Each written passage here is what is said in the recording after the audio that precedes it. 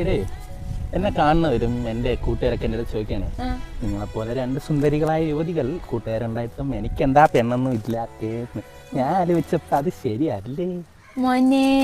ആ കഞ്ഞി ഇവിടെ വേവൂല. ആ കഞ്ഞി ഇവിടെ വേവൂ? ഞാൻ വാ തുറന്ന നീ നാറും. നാരാവിളന്ത് രാവിലെ പല്ലി വെച്ചില്ലേ? എന്നാ അതൊക്കെ വിട്.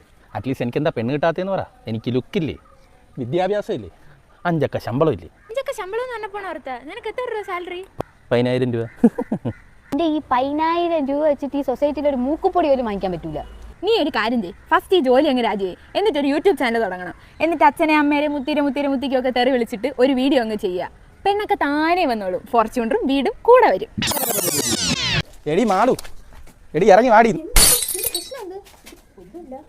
ആ എൻ്റെ ജീവിതം നശിപ്പിച്ച 2 രാഷ്ട്രീയകൾ ഒരുമിച്ചുണ്ടല്ലേ? എന്തൊരു പറ്റിയെന്നാ നിൻ്റെയൊക്കെ വാക്കും കേട്ട് ഉണ്ടായിരുന്ന ജോലിയും രാജിവെച്ച് ഉണ്ടായിരുന്ന അച്ഛനടുത്ത് കിണറ്റിലിട്ട് ആ വീഡിയോ യൂട്യൂബിലിട്ട് അതിപ്പോൾ റീച്ചായി. പക്ഷെ എന്ത് ചെയ്യാം, മണി പോലത്തെ ഒരു പെണ്ണിൻ്റെ ആലോചന വന്ന് നശിച്ചു പോയില്ലേ, ജോലിയില്ല എന്ന് പറഞ്ഞ്. ഇനി ഞാൻ എന്ത് ചെയ്യും? പെണ്ണ് കിട്ടുന്നല്ലേ പറഞ്ഞുള്ളൂ, അല്ലാതെ നിന്റെ കല്യാണം നടക്കുന്നൊന്നും ഇവിടെ പറഞ്ഞില്ല. അത് നിന്റെ വിധി.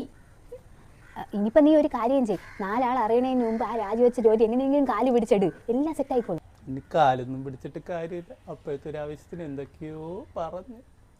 ஆசை புன்னகை மூஞ்சையில் மூஞ்சி மூஞ்சி மூஞ்சி மூஞ்சியில்